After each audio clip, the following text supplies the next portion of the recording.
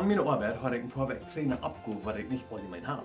Und dort erst, ich muss mit Kryper nehmen, ich muss, eine steht vorne und ich muss schneiden, was der Typ geführt wird, Typ geschoben wird, weil wir auf der steht, wo die Fahrt die einmal am Stall holen, der Typ geschoben in große Klampen ab. Und nu wieder am Stich für das Gebiet, für das Geschäft. Und das Geschäft, was wir als so ein Geschäft, wo Menschen haben, für zum Exercisen. Was das meint, ist, der heute in der Bereitschaft, wo die können mit Säden einfach, dass die können bei einer steht stehen, ein Mehl und ein Gun. Auf Englisch nennen wir das ein Treadmill, oder eine Elliptical Machine. Und Menschen, die kommen von irgendwo in der Stadt, die haben ihre Hand, und was mir abfallen wie von der Alltag ist, ich werde da mit meiner Bereitschaft, mit meinem Kryper, weil ich muss das Schnee in den Stich schieben. Und die Klampen, wie ich sage, wird oft von der. Und die Menschen, wenn ich mit einer Schaufel von Schnee wegfuhr, und ich komme drei, dann hat er gewartet. Wer stellt die Home, die würden mir im Stich.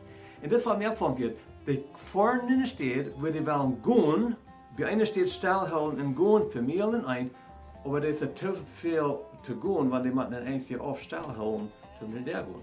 Die Ursache ist, wenn als die Handicap dann versteht. Die wollen dort erreichen, was die haben wollen, und die wollen so handig merken, dass sie können. Und weißt du was, das, was wir merken in das christliche Leben, wir wollen alle guten Dinge von das Christentum, wir wollen nicht die Arbeit haben, wo uns merkt, dass wir können wehr sein, dass wir können stark sein, dass wir können wirklich weiten, was Gott verlangt von uns. Aber hör mal, was das sagt in Sprüche Kapitel 2. Hör Gott nur, was wehr ist, und bemühe dich dort zu verstehen.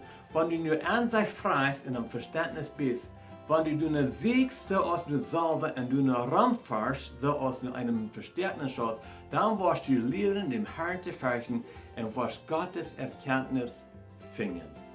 Und dann wird gesagt, wenn wir einfach werden, wenn wir weit, was Gott ihm will, erst einmal wir uns anstrengen, wir machen uns in Gott ihm gut andocken, wir machen uns bemühen, und forschen und siegen. Und dann sagt man ein Versprechen hier, wenn wir das verdienen, dann wollen wir nicht bloß lernen, Gott zu fürchten, zu ehren, aber dann wollen wir Gottes Erkenntnis finden.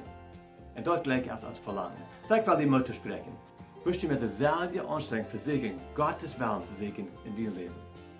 Wenn du das leichter wird, dann wirst du Gottes Erkenntnis finden. Ich bin in der Redekopp. Für die Karton nach.